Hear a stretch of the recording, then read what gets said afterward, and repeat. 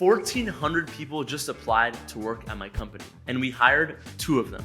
That's a 0.14% acceptance rate, harder than Harvard. Now you might be wondering, Brandon, how the hell do you go from 1,400 people down to 2? In this video, I'm gonna be showing you our exact hiring process to help you hire the most competent people, to do it fast, to do it better, and to do it smarter. This video is perfect for business owners who are looking to hire project managers, product managers, coordinators, EAs, overseas talent, and all roles between basically 1 to 4 years of experience.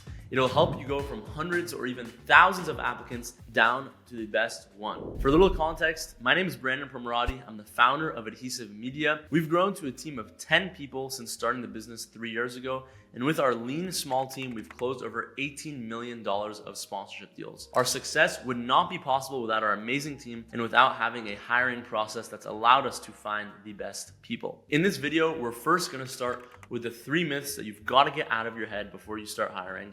And then we're gonna go through the 5-step process that we use to hire better, faster, and smarter. So let's jump right into it. Myth number 1 is that resumes matter. Resumes do not matter. 80% plus of people are lying on their resumes. I've done it, and you've probably done it too, if you're honest with yourself. All a resume shows you is if someone is able to make a nice piece of paper to get a job. Yes, it shows their work experience, but it doesn't tell you how well they did their work. It doesn't tell you why they joined that company, why they left that company. So there's a lot of things the resume don't tell you. And the problem is when you think resumes matter, you immediately filter out 50%, 60%, 70% of applicants just based on the resume. And those are a lot of people that could be competent and could do the job. Just recently, we hired someone that was working in finance who's going to be an influencer marketing coordinator. Shout out to you, Fallon. If we were just looking at the resume, we would have filtered her out right off the bat. But she did so well on her aptitude test and on the skills test that she got to the round where we could interview her, okay? So number 1, resumes don't matter. The number 2 myth is that you could talk to someone for 5 minutes and based on your gut, you'll know if they're a fit or they're not a fit. That's completely false. That 5 minutes could have just been after their car crashed, and so they're in a terrible mood, you get them in a bad time. Maybe that person is an introvert, and they actually would do the job well, they're just not good in the first 5 minutes talking to you. They need to get a little bit more comfortable with you, right? Or maybe that person absolutely balled out for those 5 minutes, and you get the wrong representation of what they actually are in the work, and maybe they can't even do the job, they just talked really highly about themselves. So similar to the resumes here, you're gonna end up filtering out a lot of good applicants if you just base it on 5 minutes, and you're gonna prioritize applicants who can just talk well for 5 minutes, but not actually know how to do the job. And the number 3 myth that you gotta get out of your head is you've got to stop screening for soft skills before you screen for hard skills. I recently heard a story of a recruiter who was recruiting for a technical role, for a software developer. They had 50 applicants and they conducted 50 interviews, picked the top 10 who had the best cultural fit, and then gave them a skills test. That literally makes no sense to me. What they should have done in the beginning was sent 50 people the skills test, see who was actually the best software developers, and then pick the best 10 of those and then do a soft skills interview to see who would be the best fit. Because if someone's a cultural fit, if they have the right soft skills, but they can't do the job, they are not going to flourish in the role. They're gonna lose their confidence, they're gonna deteriorate, and they won't be doing well. So next, we're gonna jump into the 5 steps to hire someone. But before we do, I just wanna give you a disclaimer. A lot of people start with interviews, a lot of people start with subjective things, and for us, we start with 2 different rounds of competency-based assessments. And you might be thinking to yourself, wow, this is really aggressive. Who's gonna do this? No one's gonna do this. I don't wanna be like a shitty employer. You're not a shitty employer. The goal is you want to hire the right person who's gonna flourish in the role. You don't wanna hire the wrong person. You make the wrong hire, they leave after 3 months. It's a bad look on their track record. It's gonna waste their time, and it's not the right thing. Hiring the wrong person hurts that person just as much as it hurts you as a business. And let me tell you, it hurts you a lot as a business. Hiring the wrong person costs you opportunity costs. It costs you training resources, salary resources, an overall headache for the whole team. So make sure you hire the right person, and this process is gonna make sure that you do. So number 1 is building the role. We're gonna switch over to my screen in a sec, but before we do, I wanna talk to you about building the role. Before you make a job description, before you do anything, bust out a piece of paper and write down to yourself, what do we actually need for this role? No BS things, no like, oh, I wanna make sure they know how to play sports, I wanna make sure they're cool, I wanna make sure they like the Lakers, nothing that's not actually true. What does the person actually need to do? First, start with their hard skills. What tools are they using on a daily basis? For us, for our coordinator roles, it was project management tools. I wanted to make sure they could use Asana, they could use Airtable, they could use Notion, they could use Google Sheets, right? I also wanted to make sure they had really, really high attention to detail. Then number two, you think about soft skills. What are the core values that we have as a company that they must align with? Okay. And if you haven't watched my EOS video, watch that video and it'll give you an idea of how to pick your core values as a company. I'm going to link that down below. Okay. So we're going to transfer over my screen and I'm going to give you an example of what a scorecard could look like. This is what the piece of paper could look like of what the applicant should actually be competent in. Okay, so let's go here. All right, so right here is an example of the scorecard. As you'll see here, I broke it up into hard skills and then core values. So what you want to do is you want to check what is the skill and you want to make sure that there's a place in your actual hiring process that you check for that skill, okay? So the way that we do the hiring process is you build the process before you actually do everything. You choose, okay, I'm doing this aptitude test, I'm doing this skills test, I'm doing this structured interview. You build out the funnel and then you make sure that each of the skills that you need and the values you need are present somewhere. So for instance, we needed project management skills. We checked for this in the skills test and the structured interview. We needed client-facing experience. We checked for this in the structured interview. We needed attention to detail. We checked for this in the aptitude test and the skills test. We needed general critical thinking. We checked for this in the aptitude test and the skills test. We're hiring for an influencer marketing coordinator. Nowhere here do we say we need them with influencer marketing coordinator experience. We don't need that up front. They can learn that quickly. It's more about, can they use the project management tools, and overall, is their aptitude high? That's what we need from this person. So we clearly put it here. So that's step one, building your scorecard. Once the scorecard's actually built, you can now make a job description, okay? So here's an example of what our job description looks like about our company. What are the responsibilities here? What are the skills and competencies that we're looking for, and other details here? We put some team pictures as well to kind of give that overall vibe of what we represent. So this is what the JD looks like, but this is not the most important part. The scorecard's important. The JD is about selling your company to the applicant and giving them an idea of what it is. But the scorecard is what you use internally for you to know, what am I looking for in this applicant? Okay, so now that we have the JD, now that we have the scorecard, you're going to start getting applicants for the role. Let's say you post it on LinkedIn. Let's say you start doing outreach to the candidates. No matter where you're getting applicants, you get hundreds of applicants, you get hundreds of resumes. There's no way you can review these resumes, okay? So the next step here, what we do is we do a competence test. So the next step in the process is the aptitude test. And now you might be wondering, Brandon, are people really gonna fill out an aptitude test without knowing, like up front? And the answer is yes. If they want the job, they're gonna do it. And if you sold yourself well enough on the JD, they're gonna do it. So a lot of times I'll even include a Loom video from myself speaking on the JD. And you might be wondering, like, what was the conversion on us sending people the aptitude test? It was really high. We got 800 people that we sent it to, and we had 450 fill it out. So over half of people fill out the aptitude test. So when it comes to the aptitude test, we use a tool called equip.co, okay? And what this tool does is it builds these aptitude exams with different questions every time using AI, and then it grades people, and it also proctors the exam to make sure people aren't cheating. We made an exam that roughly takes about 20 minutes for people to fill out, and it gives us an overall score on their overall aptitude, overall competence, and their English communication, which is super important for a coordinator role. So we tested for aptitude, and here's an example of what these questions look like. Today is 1st March, it's a Monday. You only go to work on even days of the week. Your colleague comes up on weekends. On April 7th, how many days have you met your colleague, right? So you think about these things, these like things where you have to like really think about it in your brain. And I love this because it helps me know like who has good critical thinking. We have attention to detail as well in here. We have customer success as well as here, because customer success is super important for a coordinator role. What else you can test in Equip, which I love, is they have this English communication exam. And basically what it does is it gives them like a piece of paper, and it also gives them like an audio for them to listen to. Audio might have like a customer complaint and they have to respond to it, or they have to record an audio to get back to it. Or the piece of paper might have the customer service policy and they get an angry email from a customer and they have to respond to it. And what I love about it is for a coordinator role, that's a very common thing that that happens. People email you with a request, people email you with a problem, people email you with an opportunity, and you have to know how to respond. And once this is all done, I go to assessments right here, I pick it, and now I get people's overall score. We can see who's doing well in the quiz, who's doing well in the English part, and I can click into this, and then I also get a trust score, 91%. Trust score is basically how likely were they cheating or not cheating. So it looks like they weren't really cheating. Maybe they went to another page or something, but anything above 90% is pretty good. Okay, so it looks like this person had great aptitude. So fantastic. So now you've got hundreds of people that fill out your aptitude exam. What I like to do is I like to just pick one of your employees, someone who's a rock star, or yourself, fill out the aptitude exam, see what your score is, and then pick people that are around you or better. okay? I think for me, I was in the top 70%. So there was like 30% of people that did it better than me, right?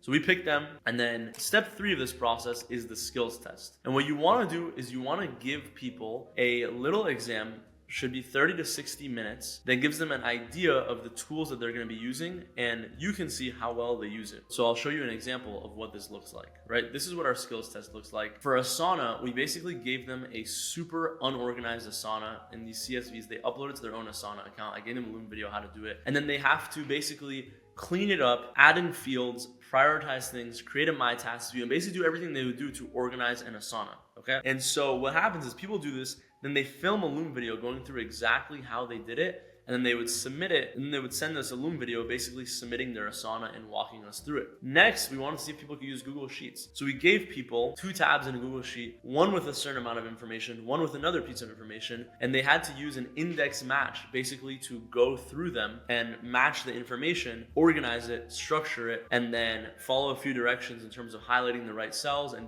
making certain pitches to a brand on that Google Sheet. And then the last thing here was Airtable. We gave them a super messy Airtable with a bunch of information about it, and then we asked them, hey, find these pieces of information. So they had to alter the data, they had to make new fields, they had to filter things, sort things to answer these questions properly. And then similar to the Asana, similar to the Google spreadsheet, they have to film a Loom video going through their process to getting all of these things done. What I like about this is in this skills test, it actually gives people the opportunity to see, okay, what does the work look like? And then we can see, can they actually do the work? Notice we have not done an interview yet, but we've done 2 steps in the interview process which give us great indicators if people can actually do the job. We had about 100 people fill out the skills test. We had 450 do Aptitude. We picked the top people. 100 of them filled out the skills test, maybe 105. And from there, we picked all the people that either scored an 8 out of 9 or a 9 out of 9. So basically 90% or above on the skills test. And then we move them to the structured interview phase. Okay? So when you're looking at grading the skills test, you want to make sure that you create a rubric for it, you fill it out yourself, and you know exactly what does 100% look like so that you can grade people based on that.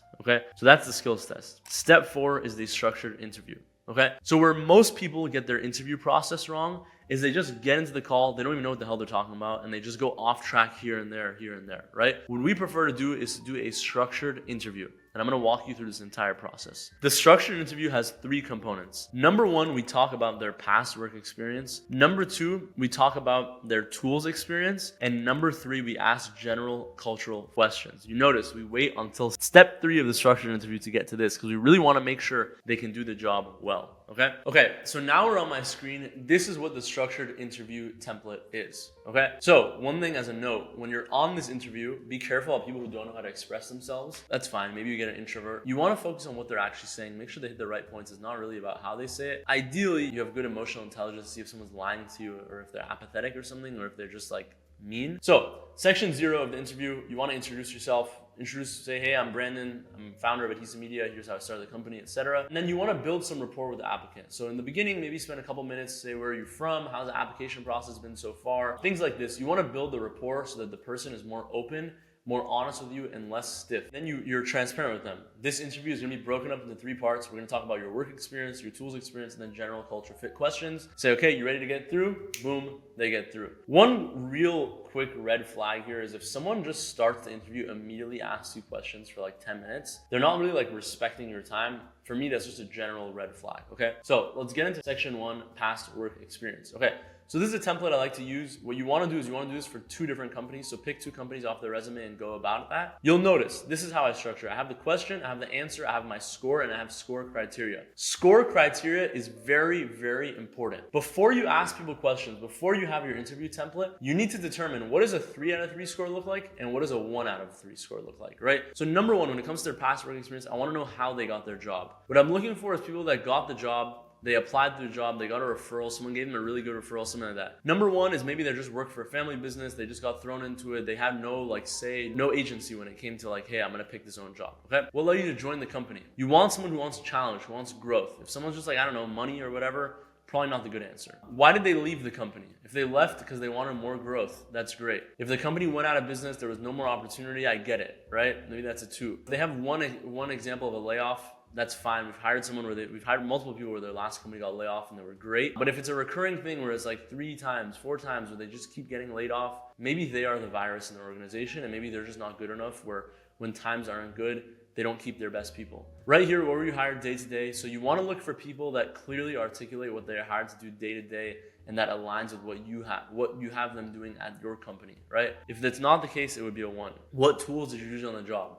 For us, we would look for people that were using legitimate project management tools, spreadsheets, Asana, things like that. And then the next question is, what's the team that you worked with? Were you remote? So for us, we're hiring remote, and I want to make sure that people are comfortable working remote. If it's their first time working remote, probably isn't the best fit. Maybe they're not used to it. They're not used to working alone and without people around them to hold them accountable. One red flag here is if people speak poorly about their teams, poorly about their work environment, I get it. They may have had a bad team, but really take that into account. Just think about how they say that, and it might be a red flag because you don't want them saying that about you behind your back as well. Next, you want to ask them what's their greatest accomplishment. So really, this is good for us for our core value of getting it done. I want people who had a specific accomplishment. They launched something specific. They were given a certain budget and they got XYZ thing done. That's what I'm looking for. And then I like to learn about what do they like the most and what they like the least. This is a general cultural thing for me to learn. Does this align? Is this something that they would also like at Adhesive? Or is this something that we don't do at Adhesive? So we do this twice. We do this for 2 companies that they've worked at. Next is we want to go into tools experience. So I'm going to give you one example of Airtable, for instance. We ask them on a scale of 1 to 3, how proficient is your skill level with Airtable? Then we say, in what context have you used Airtable? If it's a legit context, we give them a 3. And then we ask them, what are the specific features that you've used regularly that show you know how to understand it? Here, if the person interviewing them knows how to use Airtable, they're going to be able to spot bullshit really easily. Next is the cultural fit question. So I just put a few that we asked. We asked a few more on our interviews, but I like to first know, do they actually know what the job is about? If they don't, I get it, but ideally I want someone that knows what the job is about. They've done their research, they came prepared, they did their homework. Next is I want to know a time they went above and beyond for a client. Anyone who has good service, who knows how to do good service, has been above and beyond for a client. People on our team will be able to quickly know a time they went above and beyond for a client because they're doing it all the time, okay? What 3 skills are you working on right now? I'm looking for people who are striving for greatness. What I've found is people that are we look for people that are always working to improve their skill set. And usually when they're working to improve their skill set outside of work, it translates inside of work too. And then can you tell me about a time you made a mistake at work and how'd you handle it? This is good for me to understand their transparency. You'd be surprised as an employer. Some people come in and they say, I really can't think of anything. And those aren't the people I want. Me as the founder of the company, I can think of a fucking 100 mistakes I've made. And so if I can think of 100, they can think of 1. Right? At the end of the structured interview, you're going to basically have a good idea of if people match the criteria of your scorecard, and you're going to be able to get from hundreds of people, weeded them out from the Aptitude test, weeded out even more via the skills test, and then pick the best ones from the structured interview. One thing, now that your structured interview is done, what I want to go back to is our scorecard. We visited this at the beginning of the video, and now we can do it towards the end of the video. And now you'll see when you pick the skills and you pick the values, we had the test, we had the skills test, we had the structured interview. And now you see we tested the project management tools in the skills test. We asked them about their customer facing experience. We checked for their transparency in the question, where was your biggest mistake? So now you look back at the scorecard and you build out this whole hiring process and you realize we actually did check for all the things we're looking for. So when you're done with the structured interview, what you're left with is a few candidates, maybe 2 or 3 that actually check all your boxes. And now you really get to just pick the one that aligns best with your team. That's the place you want to be in. You don't want to be in the final step of the interview process wondering, I really don't know if these people can do a job. Let's give it a shot and see what happens. You want to know that they can do the job, and you want to know that they're a fit for your company. So now we get into step 5, which is the hiring decision. Okay. The hiring decision is more about making sure that candidate wants to work at your company and is a fit for your company, right? So you can kind of do this however you want to, but for us, we usually will do a call with that candidate and the whole team that they're going to be working with. We do a call with our mentor and that candidate so they can get an idea of where has the business been in the last 3 years and where are we going for the next 3 years and what is the bar that we set. And we do a 2-hour shadowing session where the candidate can actually shadow someone who's doing their current role and get an idea of exactly what it looks like. So at that end phase, we're really telling the candidate, hey, you basically have the job, but I want to make sure that you're a fit. I want to make sure you get along with the team. I want to make sure you actually like the work so that when they get started, they're excited about it, they're pumped about it, and they're ready to get started. But the number one point that I'm trying to get across in this video is competency-based hiring, especially for roles like project managers, product managers, coordinators, EAs, things where people generally have 1 to 4 years of experience in that field. Competency-based hiring is crucial, especially if you're getting hundreds of applicants and you want to weed it down to the best one. If this video was helpful, as I said always, I don't sell any books, I don't sell any courses, I have nothing to sell you on this YouTube channel. So it would mean the world to me if you could subscribe, and we're going to be back next week with another value-packed video. Thank you so much.